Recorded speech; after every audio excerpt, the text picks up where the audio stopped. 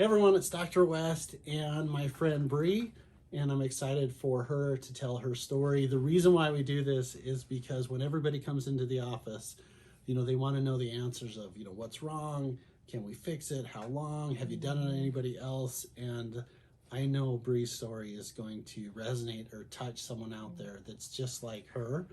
And it's a totally different person that I'm visiting, that you guys are seeing now, Yep. than when we first saw Bree. So Bree, how long has it been? Just about 2 years. Okay, so 2 years ago, you came to the office, and it was one of those experiences where I'm like, oh, I hope she doesn't die in the office. Yeah, I was pretty sick. So Yeah. really sick, and to the extent that you feel comfortable, like when did you get sick, and what did you do before you got here? So 2013 is when my health began to decline. For me, the journey was shorter than for a lot of other people. I think I showed up in 2019. I know that seems like 6 years, but it was years of just dealing with symptoms, and then it was like a year of trying to find out the diagnosis. And dealing with those symptoms. Yeah. So you get sick in 2013. So my Yeah. math is 2021. So going back 8 years. Mm-hmm. What started happening, and then what was your experience in the medical world trying to figure out what was going on?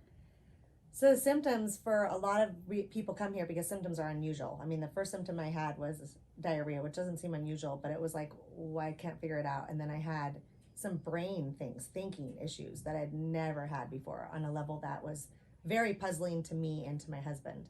And that went on actually for like a year, just those two symptoms. So you have those, you're trying to figure out, you go into the healthcare system and saying, look, my stomach's off and my brain doesn't feel right. And what did they do, and what did they tell you was wrong, and how to fix it? Well, I still didn't go to the healthcare system the right way. It took vertigo and seizures and massive fatigue and like tingling and my numbness in my legs. But when I went, one of the first appointments I had was with a neurologist, and he literally talked to me for 5 minutes and then waved me out of his office like this with his hand.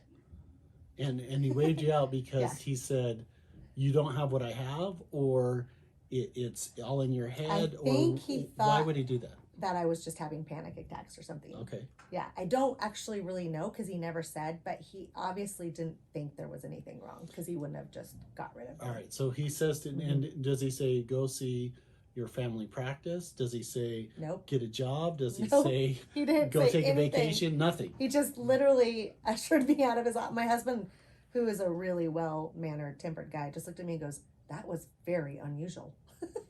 And I cried, of course, because I'm like, I had just paid cash for this appointment. I didn't have insurance. I'd been waiting for a while to get into this doctor, and I was heartbroken because I expected answers. Right. And so, of course, I call a friend, and she's like, oh, just go get a second opinion. Like it was no big deal.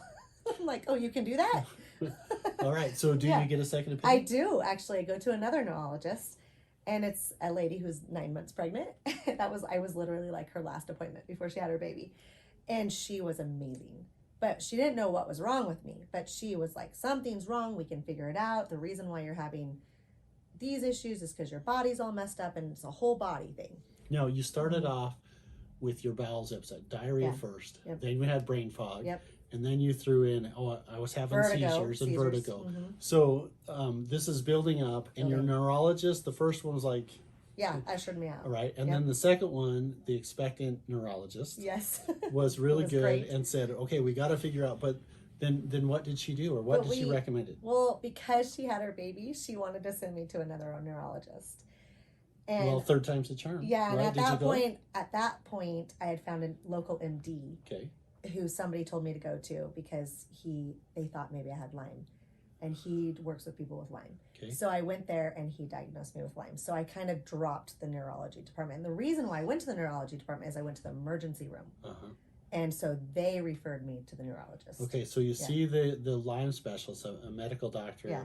that was helping people, and were you diagnosed with Western blot or Igenics? So all those came back negative. It was a clinical diagnosis by symptoms and then a few other tests he had ran. Well, and that's actually the CDC guidelines say. Oh, you can clinically diagnose? Yes, that you can clinically I thought you had to diagnose. have like scientific. Well, anyway, I've been through this a couple times, and they said, history of exposure and then clinical symptoms. So do you remember being bit by a tick? I did have a history of exposure. I did have a tick bite, and my health did seem to decline after that. Okay. As far as we can trace it. It actually created kind of a mess on my belly there, and I was like, whoa. But I wouldn't necessarily say it was a bullseye's rash. It was just like bruised and angry down there. And so then the first neurologist, not a good experience. The second one, really good, but it was like, hey, you got to see someone else because I'm expecting. You end up with the Lyme literate doctor. And what does he say to do after your diagnosis? I still see this doctor this day. I really like him. He has a little bit different approach to it, but he went into antibiotic treatments, which I didn't really want to do. And so oral or IV? Both oral, IV, and he did do vitamin C treatments. He kind of does them all together, and then hyperbaric.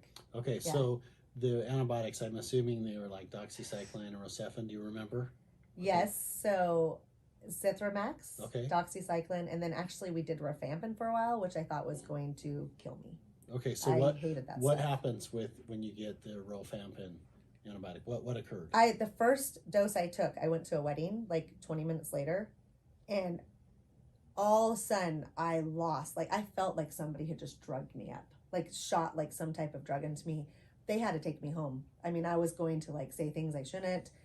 I mean, I'm at a wedding, and it was like, my husband's like, we got to get you out of here. And so I jokingly want to say that she's allergic to weddings. Yeah, right. But do you think I was allergic to it? No. Okay, but I'm teasing. I'm teasing with that because it was just kind of funny. You said, "Hey, I got this," and then 20 minutes later, I went to a wedding. Yeah, you know? right. No. So anyway, you recognize that, hey, I've had an adverse reaction. Your husband says, we got to get you out of here. He gets you out, and was there a recovery? I kept taking them for a couple more weeks, and literally one day I actually have not told very many people this. I can't tell it. I believe I'm telling it on camera, but one day I was so mad at the pills, I took them off my porch and I chucked them out into my lawn. And my husband was like, I can't believe you just did that. And I'm like, I'm never taking those again, ever. Because I was in bed. Dad, you guys came out for that. I was in bed for like 2 or 3 weeks after I started taking antibiotics. Like laying in bed in my pajamas, never getting up, and I was going mental. Okay, and I'm sure that you're telling your doc, hey, I didn't have a good response to this. And then what is the recommendation after that? He actually said, well, it's kind of up to you. If you don't want to take it anymore, that's fine. I actually don't really remember what he told me. Well, I think he just wanted to try another mixture of antibiotics. That was what, And this is so common, Bree, that I see in people that are fighting some type of infectious disease, whether, it's MRSA, which is the antibiotic resistant, or it's Lyme disease. And sometimes it gets in the viral pathways where the doctors will be like, hey, let's try this viral thing for shingles or for Epstein-Barr. And so they're kind of, and my response, and this is something I think is really important, like for me, it's not about the bug. And what I mean by that is because the reason why the bug appears, whether it's, again, a virus or bacteria, is because there's something wrong with the body that allows the bug to get in to flourish. And so my recommendation is like, it's all about the body health. I'm not opposed to doing concurrent treatments with other things. Like, I don't care what people do or where they go as long as they get better, but my real focus is the body. So going through this, how do you end up at the West Clinic? Just like so many people, word of mouth. Somebody else was sick like me at the same time as me. They come to you. They have to drive. They have to get here. They're better. I'm still sick. So they came, and I'm following. Somebody connects us. Like a friend's like, call him, talk to him. So we connect. She's like, well, I'm just trying this new doctor. She comes, and I watch her journey with you. And then she sticks with treatment, which is really important. Keeps coming regularly, and a year later she's totally well, and I'm still just sick as a dog. Okay, so you see her and you decide, well, I'm going to go check out the West Clinic. And what is it, like 10 or 12 hours here or something? Yeah, so it's a long ways. Yeah, so Dad would 11-hour drive. Yeah, 11-hour drive. Okay. And you decide, I'm going to go check. I see my friend, she's better, I'm still sick. You make the 11-hour pilgrimage over here. And just because it's fun to hear this, like, you come into the clinic, what is the first, like, what do you remember of the first visit? I remember that visit well. In fact, I was not going to come to get treatment. I had made up my mind. I just wanted to see my blood. I just wanted to see my blood under the microscope because I just want to know what it looks like. Okay. And we do the workup. Yep. And the workup's a little bit different than other doctor workups. Yeah. Okay. Well, this is the part I love talking about the most, because I come in here and first of all, the vibe in the office is really, really good. Just your staff and you were like, you really cared about me. You were asking me questions. You even said at one point, and you still do this, and I love this, what can I do for you? And I'm like, wow, get me well. Nobody had ever asked me that before, and I just love that. And, but after I showed my blood and saw how bad it was and how sick I was, like really seeing that proof right in front of you, right? So when we put up the blood, we show you a picture of, okay, this is what it should look like. And then I've only seen like a couple thousand. Since we've seen, but I'm assuming like we have the dots inside the cells. There was stuff. There's inflammatory markers, and usually what I tell you is like, see, like you can't make this up. That's not in your head, right? Or like, look, it's right here. And then everybody asks me, well, why doesn't every doctor do it? And I'm like, I don't know. They should, because it's so simple and easy, and it's like, just see what it looks like. Yeah, and now I literally know what my blood will look like by the way I feel. Yeah, it's like amazing. It totally matches how I feel. Yeah, see, I don't even have to do anything with Bree. We just put her in the room. We shut the door. She pricks her bed. She puts the blood up there, and then she comes out and tells me, "Hey, look what it is." But going back to that first visit and saying I was only going to look at my blood, I wasn't going to get treatment here, and that was just because I'm really careful with my money, and I was like, I don't know if I want to spend the money, even though here I've been sick for years, which is so stupid of me, really, but. I was very moved. I remember I cried almost that whole first day here, like the whole time I'm getting the IV, and I just knew that I had to get treatment. And I literally knew at that moment you were going to get me well. I really felt it. It was something, and I never felt such confidence before. And I wouldn't have been able to say it then, but looking back, that's why I stayed.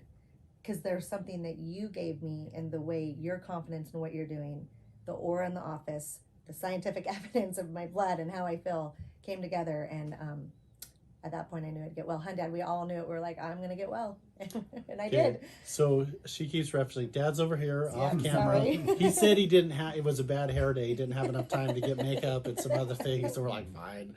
We'll just kind of like, but Bree, for someone that's listening, going, okay, well, what did he do? So kind of walk me through. Like, he came in with the mindset of, I just want to know if I'm sick or not. And of course, I didn't know that. So we do the workup, and I'm like, okay, this is what we want to do. Again, it's about making the body healthy. It's not about attacking the bugs. And I think that's such an important differentiation. Yeah. Because when people get sick, like some people get a bacterial infection, some people get autoimmune, some people get Lyme, some people get cancer, some people, there's some breakdown. And then to try and help those people, you put it all back in order. So kind of tell people, like, what treatments did you get? Well, the biggest one is the IVs, and I have learned like IVs is like my liquid life.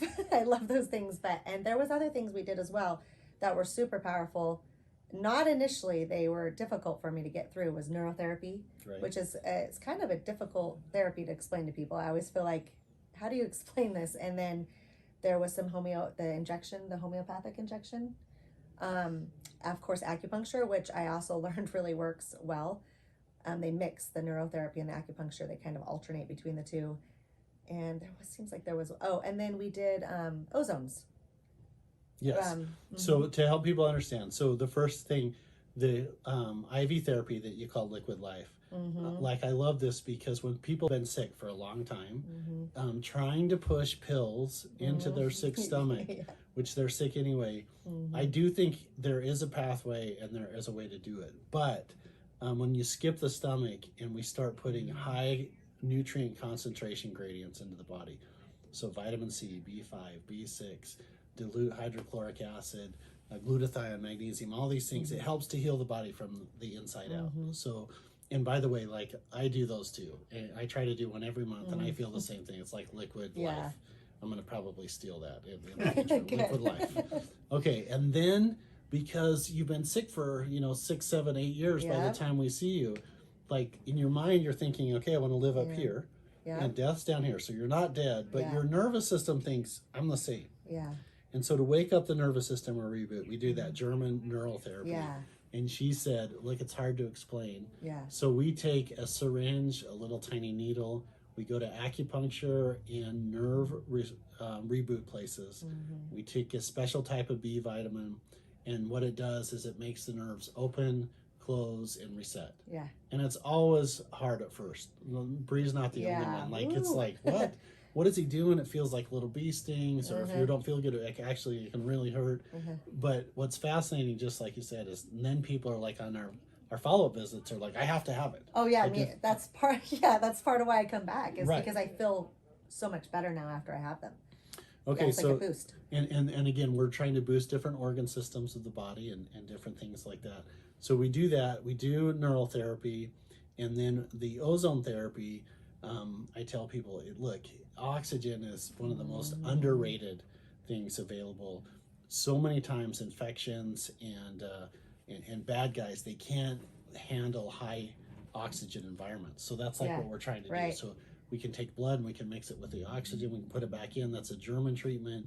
We do insufflation therapy. We have people drink ozonated water. Yeah, We did all you know that. all these recommendations to try and get the oxygen levels up, and then trying to balance out energies. This is so neglected in medicine. Is acupuncture. So I love it. Like Yeah. you either bringing energy in or you're trying to balance energy out. But yeah, there's a lot of little injections, needle sticks, IVs. We also did some nutritional therapy, right, where we're outlining, okay, like this is what we want you to do when you go home, so we don't slide back. Do you remember what any of those were? Not so much because I was already doing a lot of that before I met you, so Right. that was something that we didn't have to focus on. But diet is huge. Right, diet. Yeah, it We- really is. And so, what did you change in your diet? I am always excited to hear people's what they changed. First of all, I don't do sugar. I mean, I do buy like honey and maple syrup and coconut sugar. Like if we make cookies, we make it with coconut sugar. But white sugar, I don't eat white sugar. If we make a treat at home, it's made with coconut sugar, which I don't know if you are big. Do you do much with coconut sugar? Well, I have to be honest. Like I love I'm coconut sugar. aware of it, but I want to get more educated on that. I'm not an expert on it at all. So you and I got to talk Yeah. after the interview about coconut sugar. And then another thing that I did, and I still to this day, and I love it, but I drink a lot of smoothies, green smoothies. So you put in your berries and your greens, and then supplements, like powdered supplements into it. And that, it feels like it's almost because it's pre-digested, because it's so chewed up, that my body seems to get so much nutrients from that. So most people don't come in with a baseline. You have a baseline. Yeah. Where you're already basically trying to eat as healthy and as clean as possible. Then you start eating even more clean. You add the daily smoothies, the green smoothies and the coconut. You're here. You weren't going to get treatment. Were you here for a week the first time? No, 2 weeks. And 2 weeks. Yeah, and I have kids, and so I had to juggle some things. It was a huge test of faith for me to organize kids and care, and I'm a homeschool mom and different things. So you're here for 2 weeks. Yeah. Do you remember how you felt after being here 2 weeks? Terrible. Yes. Actually. And Yeah. I told you what, Yeah. because this is important for people to hear. Because what does that mean?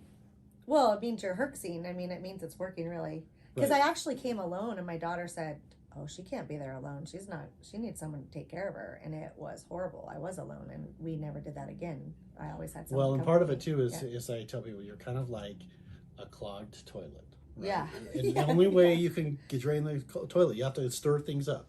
Yeah. So we stir things up, and you're not feeling very good, but you get through the 2 week process, and then you go back. And what happens when you go back? Well, for me, it was I still didn't feel great, but it did smooth out. You didn't feel as bad. You kind of would smooth out. And actually, there was times I would have to talk myself into coming back because the treatment did make me feel worse. And Which, by the way, everyone, that's Yeah. not always happens. Like a lot of times, people just get better from the beginning, but some Sure. people are on the roller coaster. And Yeah. again, we've got years of yes, schmutz and gunk that we're Yes. trying to clean out, and then when the body starts killing the infection, because Mm-hmm. the treatments that we do at the office don't kill infection, and a lot of times people are like, what? And I'm like, no, here's what happens. This is When good. we got your immune system to turn on, your immune system starts killing the bad guys, and you can have a die-off or a toxin release. And if your pathways aren't clear, your phase 1, phase 2 detox pathways, like it just takes some effort and work Yeah. to clean things. So you come, you're like, I don't feel very good. We think it's a healing crisis. You go home Yeah. for a time period, and then you're trying to figure, well, do I go back or not? Right? Well, And I that was a big committed. bridge, You right? told me to come back like 1 week because I'm out of town. So the out of town people, you put them on a different schedule. But you said come back at least 1 week every month. So I did that for 6 months. Came back 1 week, got 5 days of treatment for every month. Initially, I did 2 weeks straight. but then we came back, and so I did that all the way until February. Okay. I still didn't actually feel great by February. Right. And Yeah. and keep you like, which by the way, like I just got to cut to the chase. Like, Yeah. how do you feel now?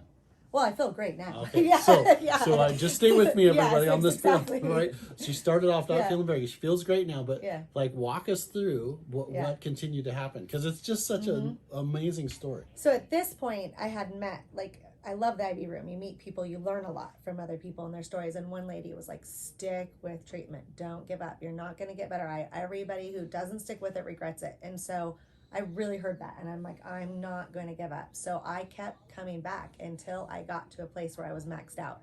So I really felt like I knew I might not ever be the same person I was before. Some people do. But I'm older. I didn't know. But and so I did that. I stuck with it. And a year later, I was really doing well. And I'm like, I've got a life again. I'm happy. I'm doing things with my kids. I'm driving. Right. And that was one of the things Yeah. how I was monitoring things, because you, like when you first came in, you're like, I'm non-functional. No. Like no, I can't do no, anything. nothing. And then Wasn't cooking dinner. You I know? would say to you, well, how are you feeling? And you would be like, well, I made dinner for my family, but I'm still pretty sick. And in Yeah. my mind, I'm like, okay, that's such a huge thing. Yeah, it and is. And then now, like you're pretty much, you can do anything right Well, now. yeah, so I still don't drive long distances just because I do worry about seizures with stimuli. Okay. But I can drive my kids all over town and errands, and I'm cooking every night. I'm cleaning my own house again. And here's the big thing that I do that I love is I had been an athlete my whole life, and now like on church gatherings and things, I'm playing volleyball again. I'm playing soccer with a bunch of other homeschool kids, a bunch of other kids that get together and meet. I don't do that every time, and I can't play as long as they play, but I'll play a good 20, 40 minutes, and it's fun. People are like, because I was so sick and life was taken away from me for so many years, those little things mean the world to me. Like, I look forward to those 40 minutes of playing soccer, dropping all responsibilities, and because I could stay home because the kids are away and enjoy my quiet time to myself, but it's like, I want to do stuff. And I do stuff, and I love it. Okay, Going on hikes again.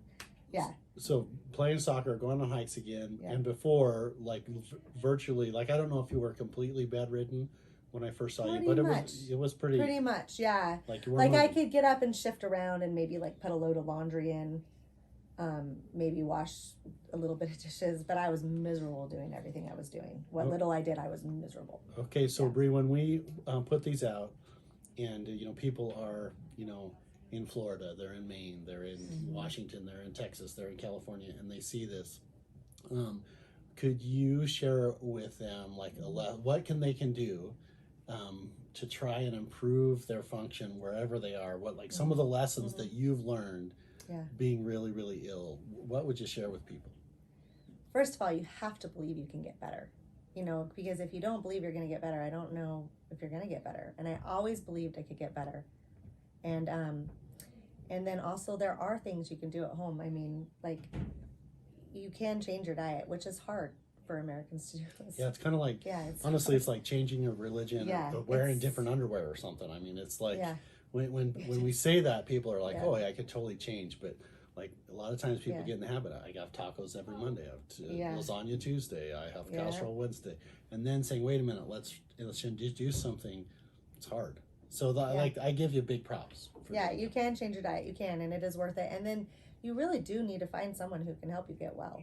Okay, so with experience in the healthcare sector, and Macy and I hear like these crazy stories of people saying, like the neurologist saying, he totally did that.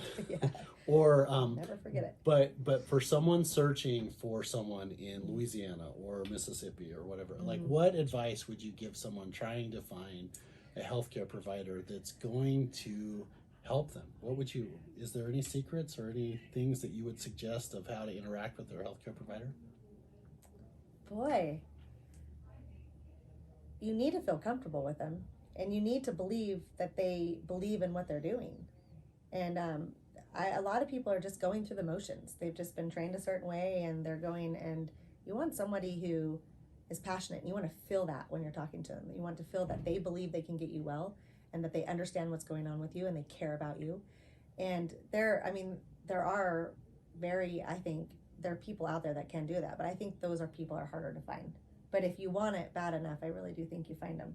Yes, Yeah. and see, one of the things that I have from the interviews is I tell people, look, if you find a doctor that you like and the doctor likes you, like your odds of getting a outcome are really good. So really good. and then this is why, like, I really do spend time at the beginning trying to understand what's happening, because I wanted that relationship with people, and I really like my patients. Yeah.